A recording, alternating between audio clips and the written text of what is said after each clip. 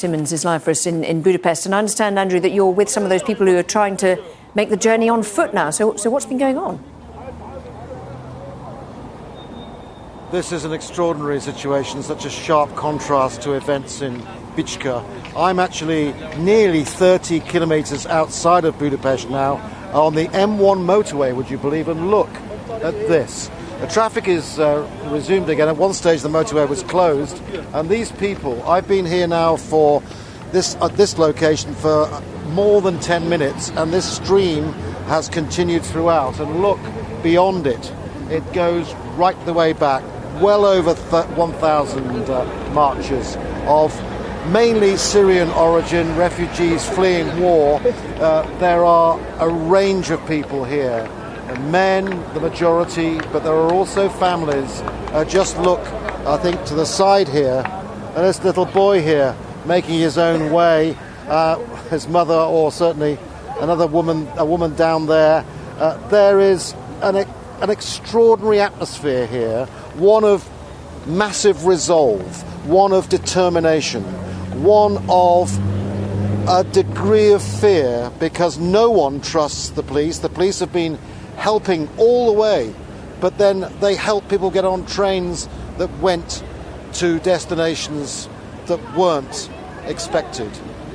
And Andrew, the police were part of that operation. They led the operation. Yes, Lauren. Andrew, sorry to interrupt. I've just noticed, I mean, obviously some of the people have at least a bottle of water in their hands, but they don't seem to be carrying very much at all with them. How are they going to match? If they're saying they're determined to keep on walking, they've got a long way to go. How are they going to get food and water on the way? You're probably thinking like me. I first of all thought this was all a bit far-fetched when it set out from the main rail station in Budapest, but now I'm actually thinking these guys could make it, because they have a pretty well organised system with Hungarian volunteers who've just come along, and they've come to the railway station to help out, and there are many of them, and there are stop-off points along the route where they're getting fruit, not a lot of food, but fruit and water. And so you can see the bottles they're all carrying. Those bottles were provided at the last rest halt, and the bananas they've got, and their own biscuits and things, basic, in a bag there.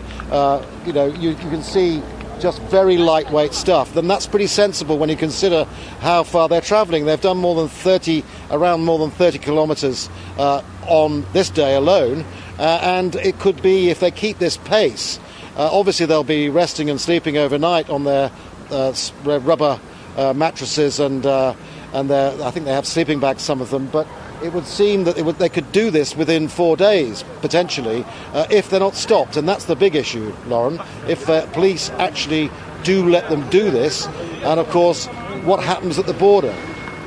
Indeed, Andrew Simmons, with those extraordinary scenes there near Budapest of families traipsing along the motorway. Extraordinary stuff. Thank you very much indeed, Andrew Simmons, for that report there from near Budapest.